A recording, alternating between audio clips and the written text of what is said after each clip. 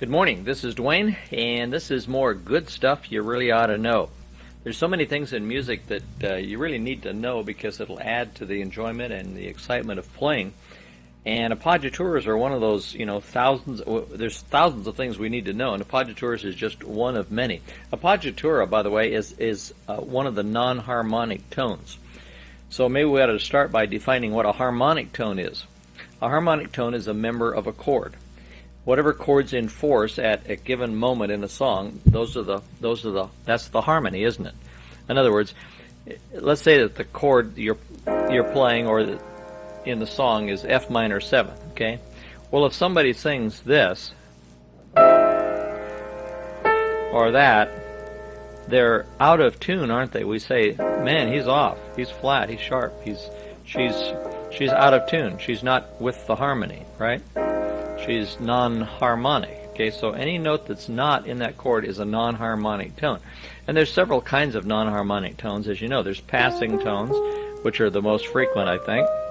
And there's neighboring tones, where you go next door to a neighbor and then come back. And there's suspensions, where the fourth takes the place of the third. And there's anticipations. And then there's appoggiaturas. Okay, an appoggiatura is a non-harmonic tone which happens on a strong beat of a measure. The classic appoggiatura is Leonard Bernstein's Westside Story, from Leonard Bernstein's Westside Story, Maria. Maria. That's a strong beat, isn't it? You know what melody note that is? That's F sharp. You know what chord it is? C. Does F sharp go in the C chord? Hardly. It's about the worst note to go in the C chord. But, of course, Leonard Bernstein wove it in very skillfully. Okay, what is that? Why would he do that? Why would he play a non-harmonic tone like that and then resolve it? Because it builds up tension. You see, a non-harmonic tone like an appoggiatura builds up tension, and then that tension is relaxed. You know, if you think about it, all of music is a battle between tension and relaxation. Have you ever thought of it that way? Next time you listen to a piece of music, think about that. You know, the music may start calm, and then it builds up to a climax, and then it relaxes, you know. Or phrases do that, you know. Da da da da da da da da da da da. You get the idea, right?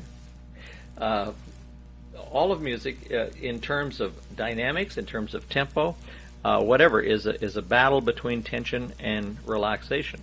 If we have all relaxation, if it's all super relaxed, what do we have?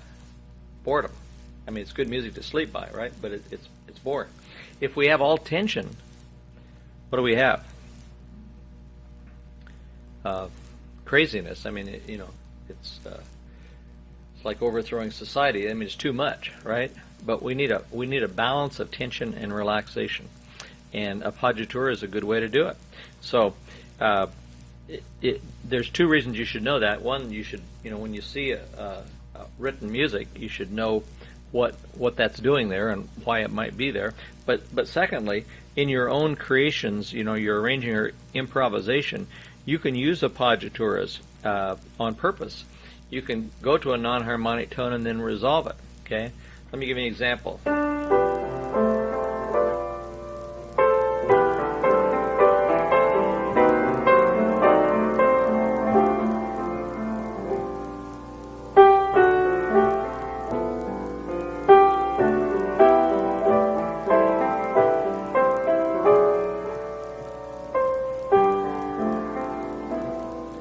You heard a lot of appoggiaturas there when I went like this.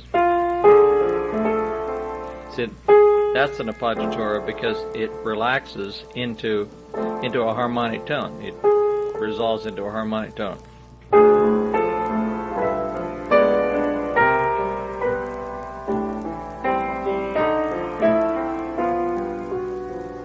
I don't think those are very good examples, but